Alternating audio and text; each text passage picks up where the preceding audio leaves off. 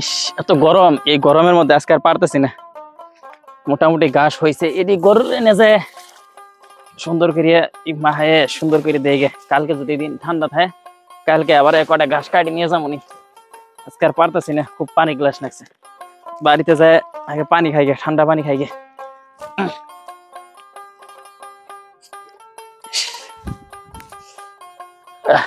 এত গরম,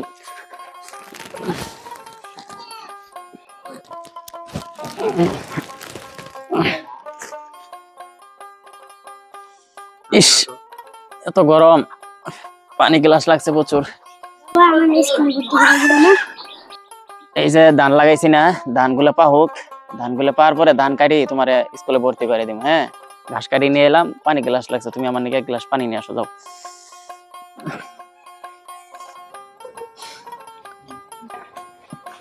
এই যে রাফির বাপ, একটুখানি বৃষ্টি হইলে কিন্তু ঘরে পানি পড়ে, ঘরে চাল ঠিক করা লাগবে। আচ্ছা ঠিক আছে, সমস্যা নাই। এবার ধান কাটিয়ে ঘরে যে চাল গুলা টেরা হয়ে গেছে গা, এই চাল গুলা পাল্টায় নতুন চাল লাগামো, কুলার স্কুলে ভর্তি করে দিব। চিন্তা করো না। আরো যা ঋণ টিন আছে, কামলার টেহা, তারপরে সারের টেহা, হালবানি টেহা, যা যা আছে ধান বেচে সব টেহা ঋণ শোধ করে দিব, সমস্যা নাই। কে যাই, এই ঘাসগুলো থইয়ে গরুরে দেই।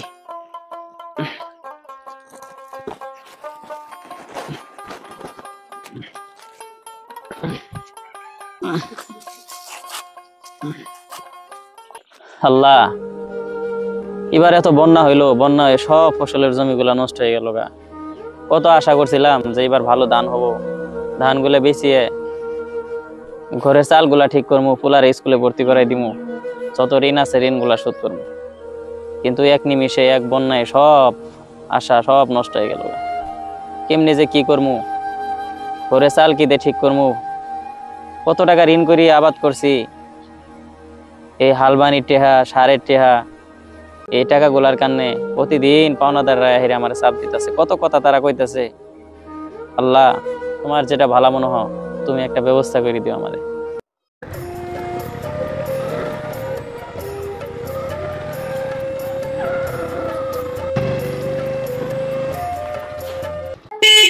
ইউসুফ মিয়া বাড়িতে আছেন? ইউসুফ মিয়া, কেডা হে আবার? আল্লাহ জানে আজকে আবার কোন পাওনাদার আইলো। আল্লাহ, গেটটা খুলে দিত, একটা ব্যবস্থা করে দিও। কে ভাই? কে ভাই? আপনি আইছেন বাড়িতে? আসবো না, আপনার তো জবানের ঠিক নাই ভাই। আপনি টাকা দিমু দিমু করতে করতে 6 মাস চলে গেছে, এখনো টাকা দিতেছেন না ভাই। আসলে আমার তো সমস্যা, আপনি তো জানেন যে আবাদ গুলা নষ্ট হয়ে গেছে গা। আচ্ছা ভাই, আপনাকে বসেন, আসেন বসেন। ভাই কি বলবো আমি, আপনি ঘুরাইতে ঘুরাইতে আমার মাথা গরম করে আলাইছেন ভাই। ভাই আপনি আগে বসেন, তারপরে একটা কিছু বলতেছি, বসেন। ভাই কি আর বসমু, আপনি 6 মাস থেকে ঘুরাইতেছেন, আমার তো রাতে ঘুম হয় না ভাই টাকার জন্য। ভাই বসেন, বসেন ভাই, বসেন, আপনি বসেন। আপনি বসেন। আসলে ভাই আপনি তো জানেন যে আপনাদের কাছে অনেক টাকা ঋণ করে তারপরে জমি আবাদ করছিলাম, আশা ছিল ভালো একটা ফলন হবে। ভালো ফলন হওয়ার পরে ধানগুলো বেচা আপনাদের সব পাওনা টাকা দিমু। বাড়ির এই যে টিন দেখতেছেন, টিন নষ্ট হয়ে গেছে, বৃষ্টি এলে পানি পড়ে, এলে আমি ঠিক করতাম।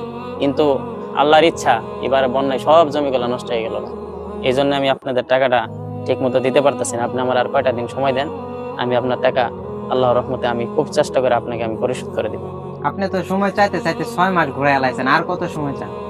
আপনার তো মিয়া জবনের ঠিক নাই, আপনি ঘুরাইতে ঘুরাইতে আমার 6 মাস দিয়ে আলাইছেন। এবার সময় দেখে যাচ্ছি এটাই লাস্ট, এরপরে যেন আমার বাড়িতে না আসা লাগে। জি, আর আশা লাগবে না, এবার আমি ঠিক আছে ভাই। এই আই খালেক মিয়ার কাছে টাকা পাই, ওটা নিয়ে আইতে যাইতে হবে।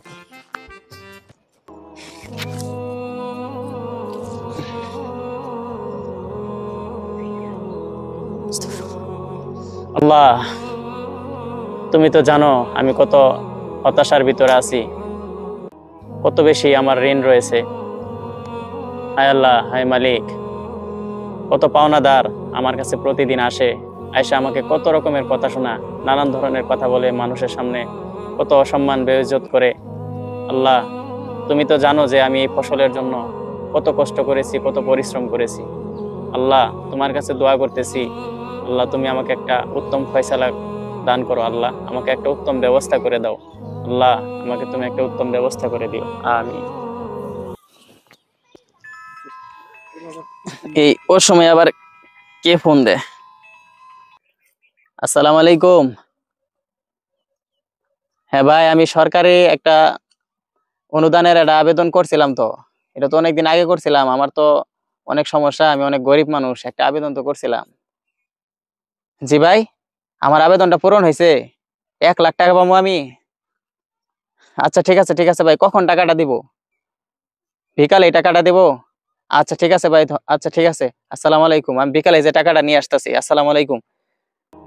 আল্লাহ, তোমার কাছে লাখো কোটি শুকরিয়া। আল্লাহ, তুমি আমার একটা এত সুন্দর একটা উত্তম একটা ফয়সালা করে দিছো। আল্লাহ, তোমার কাছে লাখো কোটি শুকরিয়া। যাই, এই খুশি সংবাদটা আমি তাড়াতাড়ি বাড়িতে জানাই। যাই। তোমার কান্না যদি মানুষ নাও বুঝে, তাহলে হতাশ হয় না, কারণ রব তো সব বুঝেন, সব শুনেন। আল্লাহ কখনো চেষ্টা করা বান্দাকে ছেড়ে দেন না।